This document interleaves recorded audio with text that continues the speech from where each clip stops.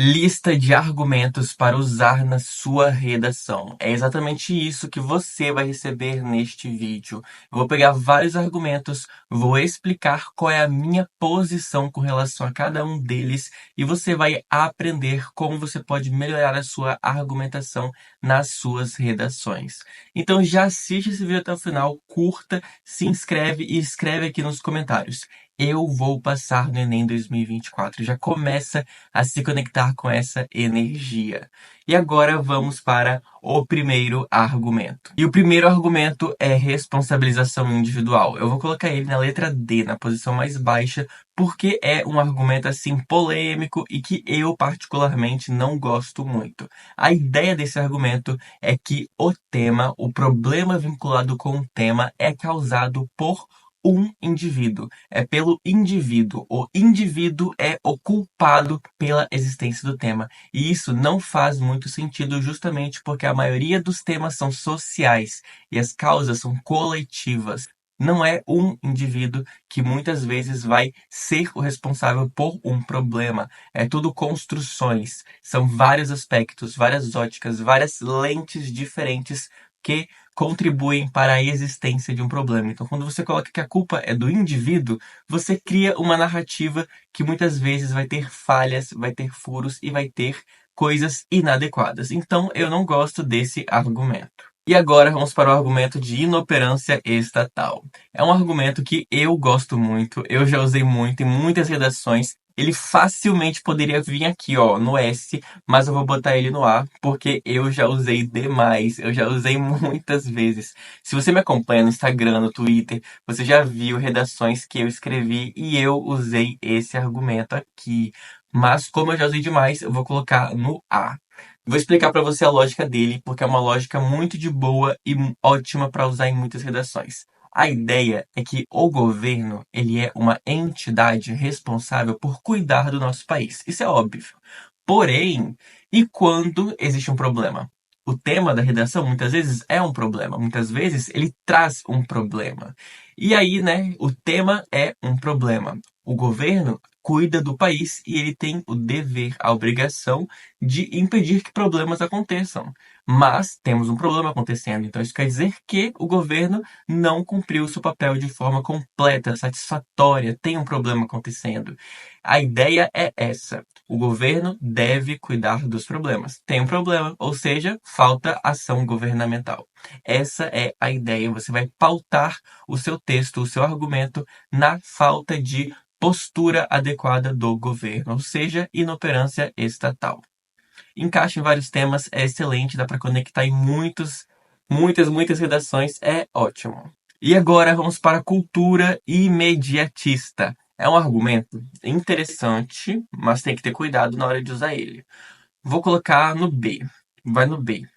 A ideia da cultura imediatista é que tudo é acelerado. É uma cultura de performance rápida. E aí entra várias questões subliminares dentro disso. Então, por exemplo, quando você está com fome e você está dentro dessa cultura, você vai querer comer aquilo que é mais rápido, mais fácil e nem sempre é o mais saudável. E aí, né, causa problemas de saúde para você. Isso também entra em questão de procedimentos estéticos. Você quer conseguir uma aparência X. Só que para conseguir isso, você pode usar anabolizantes, por exemplo. E aí, anabolizantes gera prejuízos na saúde do corpo. Nesse sentido, a ideia é que o caminho mais fácil, ele é encurtado, ele é facilitado, mas ele também pode ser prejudicial. A argumentação da cultura imediatista é a lógica de que nem sempre o mais fácil é o melhor para sua vida. E muitos problemas são causados por causa desse imediatismo. Ele também tem a ver com superficialidade. Então a gente lembra do Bauman falando das relações líquidas, modernidade líquida, de que as coisas são efêmeras, as coisas são criadas para acabar rápido, muito com prazo de validade. É um argumento que dá para inserir em alguns temas específicos e vai fazer sentido com alguns temas. Outros vai acabar fugindo muito, não vai dar para construir uma relação que faz muito sentido. Então eu coloco no B porque ele não é super versátil, mas dá para encaixar em muitas redações quando você conseguir criar essa relação. E agora vamos para legado histórico. Vou colocar no C. Ele é muito bom, ele é interessante, tem muito potencial, mas ele tem um perigo. E o perigo dele é que você precisa ter noção de qual é o legado histórico. Porque eu só coloco coisas que eu tenho certeza na minha redação. Então, digamos que tem um tema X, mas eu não tenho certeza absoluta qual é o contexto histórico que possibilitou que aquele tema surgisse na atualidade. Então, eu não vou colocar legado histórico na minha argumentação se eu não tiver 100% de certeza que aquilo vai estar adequado. Ele é muito bom? Ele é muito bom. A redação vai ficar riquíssima, mas tem que ter certeza se esse legado histórico é pertinente, faz sentido. E aí, né, envolve pesquisa prévia.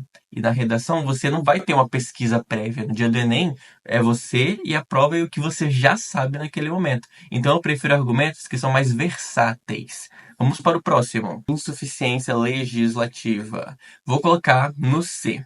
Porque cai na mesma lógica do legado histórico, cai na mesma situação.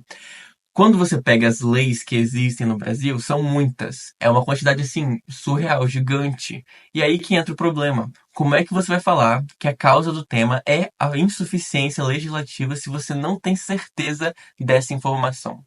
E se existe uma lei que impede que você possa colocar isso? Entendeu? Tem que ter um cuidado. Esses dois você tem que ter muito cuidado na hora de colocar na sua argumentação. Porque só dá para colocar se você tem certeza. E para isso tem que ter pesquisa prévia. Só que nem sempre você vai ter esse conhecimento na hora da prova. Então são argumentos que eu só usaria se eu tivesse certeza absoluta na hora que eu estou escrevendo. Então toma cuidado quando você for usar esse tipo de argumento. Agora vamos para a lacuna educacional. Amo muito. Amo. Esse aqui, ó, S, sem dúvidas. SS, top, maravilhoso, perfeito. Porque entra. Nossa, de verdade, entra aqui comigo na lógica da lacuna educacional. Quando a gente trata de problemas sociais, muitas vezes eles vão estar vinculados com a base educacional de todas as nações. Então, se existe um problema acontecendo agora, ele pode estar vinculado com falta de informação, falta de conhecimento, falta de noção do que fazer diante daquele problema e muitas coisas estão vinculadas com lacuna educacional e é ótimo para você usar na sua redação. A ideia é que pela falta de conhecimento, pela falta de instrução, pela falta de ensino sobre aquele assunto continua existindo e gerando problemas e gerando falta de pesquisa e falta de solução. Então é uma lógica muito direta. É uma argumentação sólida, bem construída e dá para você usar nas redações super tranquilamente. E agora vamos para mais um. Pressão social. A pressão social é um argumento que eu acho muito interessante, viu? Ó, eu vou colocar no A. Eu tô muito na dúvida se eu coloco no B ou no A, porque ela combina com os dois ambientes. Dá para usar nas duas questões aqui. Pressão social, vou colocar na letra A. Decidir, letra A, pressão social.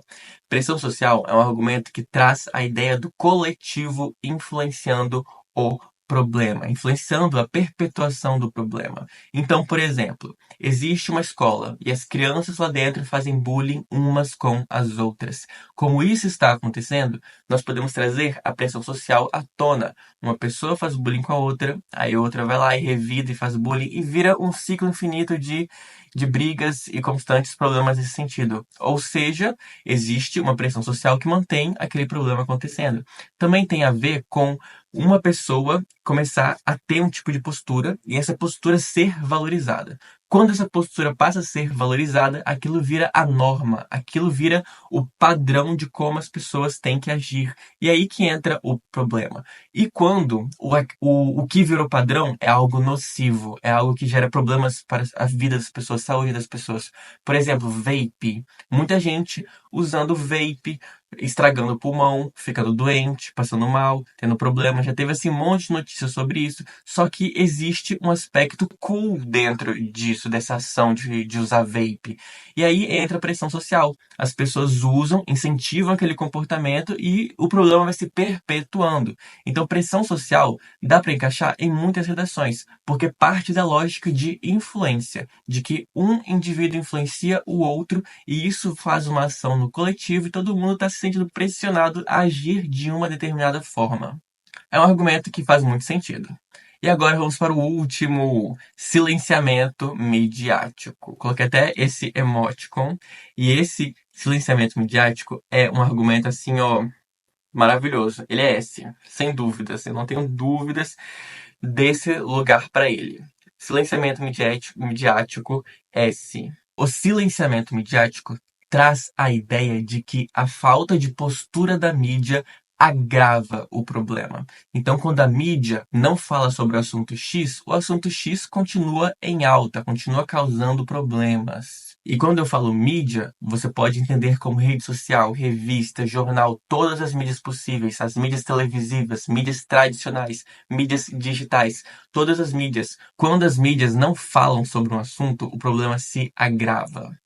E a partir dessa lógica entra a sua argumentação. Se a mídia não fala do problema, o problema aumenta. Então a solução é que a mídia fale sobre esse problema, justamente para impedir que o problema continue acontecendo.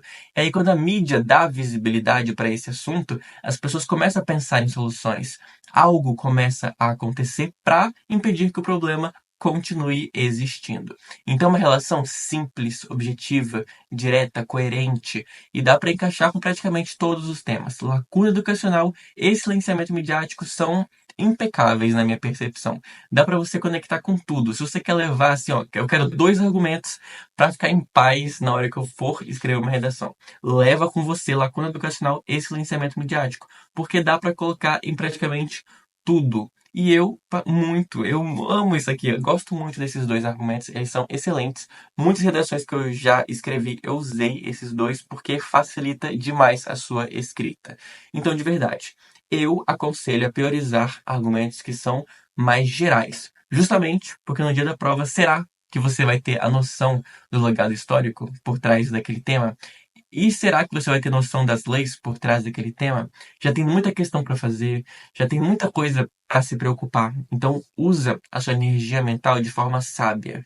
Aproveita o conhecimento que você recebeu nesse vídeo para selecionar os tipos de argumentos que você vai querer usar no seu dia a dia. Nas próximas redações que você for escrever, quais argumentos você vai usar? Escreve aqui nos comentários qual argumento que você mais gosta de usar, quais são os seus argumentos favoritos. Coloca aqui. Coloquei várias informações úteis na descrição do vídeo. Também tem muitos outros vídeos no meu canal. Se você gostou, por favor, curte, se inscreve no canal e até o próximo vídeo. Tchau! Uh, fui!